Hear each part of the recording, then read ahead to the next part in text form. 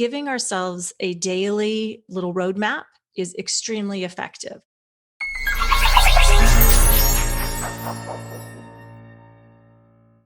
Hello, and welcome to DocWorking, the Whole Physician Podcast. I'm Jill Farmer, one of the lead coaches at DocWorking, and I am joined by one of the other lead coaches, Gabriella Dennery, MD. And today we are talking about why less is more.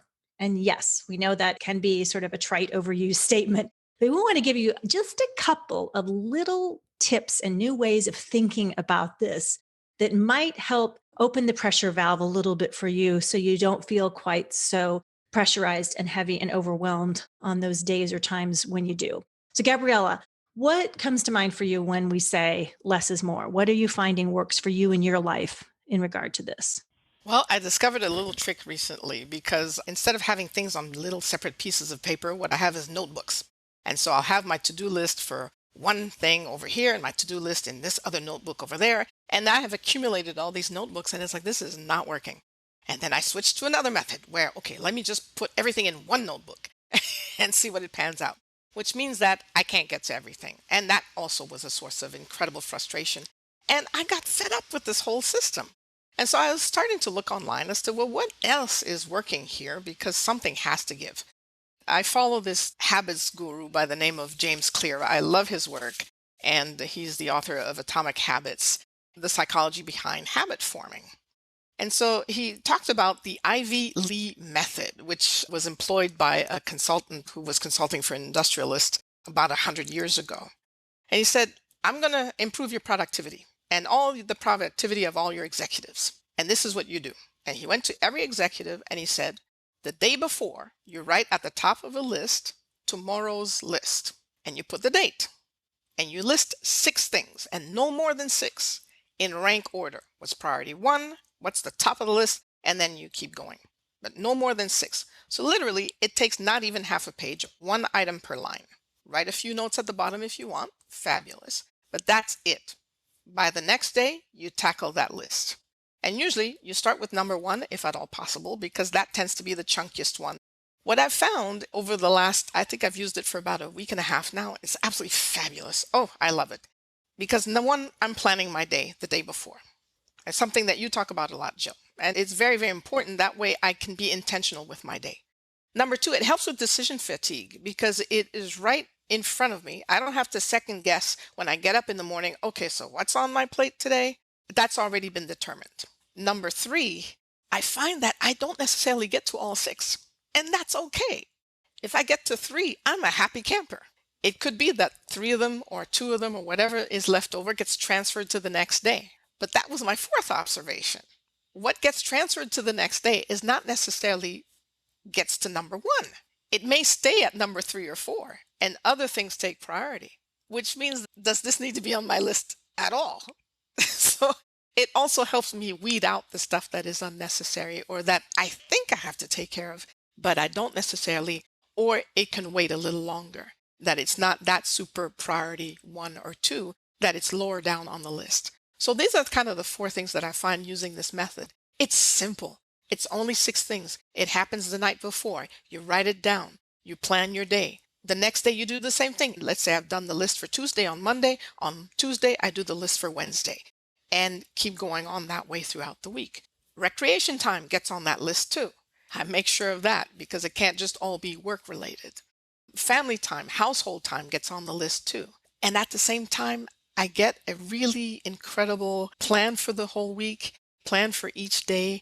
And I find that I am less stressed. I sleep better. I am relieved. I know what's coming. I'm intentional. And I don't have to second, third, or fourth guess what I'm doing. And I forget less stuff too, which is phenomenal.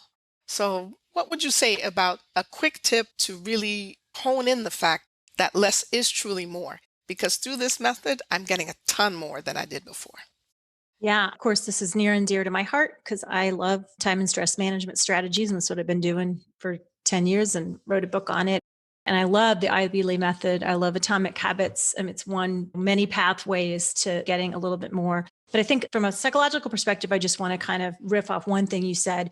When we get under pressure or stress, we lose the ability to prioritize And we usually have one of two coping mechanisms. One is to kind of spin out of control in that frenzied motion for the sake of motion, where we're moving and kind of jumping all over the place, but not necessarily making appreciable progress. Or the other is to kind of procrastinate, hide, go away, and so we don't move forward. And so giving ourselves a daily little roadmap is extremely effective. The one way that I talk about for all of you who are hopefully going to be joining us in our DocWorking Thrive, in one of the courses that we provide, I give you a whole roadmap for how to do this every week. So it's important, as Gabriella says, start this today, doing it on a daily basis. But in DocWorking Thrive, as part of our STAT course for quick wins to get your life back, I'll walk you through a system to do it for your week. And the reason that this is important is that we tend to vomit up everything that we have to do in order to be a citizen of the world in an unprioritized manner into, as Gabriella said, a notebook. For me, it was just pieces of paper strewn all over the place, front and back, 50 items on a to-do list. And at some point about 10 years ago, it's like, I never seem to get to the stuff that matters. And I'm always overwhelmed and I'm always busy. And so I learned by studying everything from everybody, every productivity person out there. And with my mind that all of those complicated systems, all I really needed to do was to take that massive list, that long to-do list or the notebooks, and take a deep breath. And once a week, map out my Monday through Friday and make those daily lists, as Gabriella said, or take that really most important thing. I like to say 5 things per day, 6 things per day, and put it on my calendar at the time of day when I know I'm at my best and my brain is working at my best. So I know that is going to get done if nothing else does, and then move things. It doesn't get done one day, it moves to the next. We're not trying to get you to be less successful or achieve less. We're trying to get you to recognize that sometimes the coping mechanisms that we've all just baked into our bones for living in a highly pressurized society are not helping us to make real progress on the things that matter to us.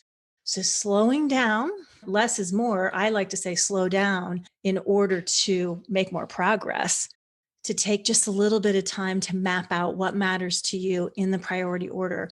Starting today with that daily to-do lists is a great way to start.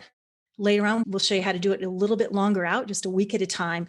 And every single person I ever know that has done this map your week method or uses the Ivy Lee method of the daily to-dos reports back later and says, dang, I'm getting a lot more done. And I'm getting a lot more of what matters to me by using the shorter list, the more focused list, less. So final thoughts, Gabriella?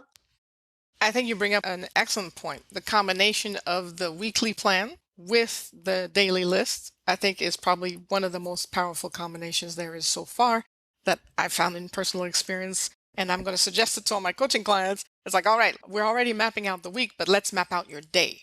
The two of them combined, I think, have incredible benefits. And it can start today, right now. As you said, it's actionable right now. Okay, everybody, there you go. Now you have your fun thing that you're going to go play with. It's going to help you feel at the end of the day like you got something that matters complete. So on behalf of Gabriella Dennery, MD, lead coach at DocWorking.com, I'm Jill Farmer, and thank you for joining us for DocWorking, the Whole Physician Podcast. Thanks all of you for tuning in to listen to this edition of DocWorking, the Whole Physician Podcast. We have something new and exciting to tell you about, so I want you to hop over to DocWorking.com. DocWorking Thrive is getting ready to launch in a very short time. And what that is a subscription service for physicians. It includes an excellent self-paced course called STAT that is all about quick wins for living well. It is group coaching. It is a Facebook group where you have a chance to connect to other physicians and coaches to ask questions about things that are happening in your life. And it also includes weekly video tips to come and give you advice on important things in your life. So we're really excited about this. The price is almost too good to be true. It's so good. And I really think it's going to be a fabulous support network for physicians. So we hope you hop on over, check out DocWorking Thrive today. And until next time, we'll see you on DocWorking, the Whole Physician Podcast.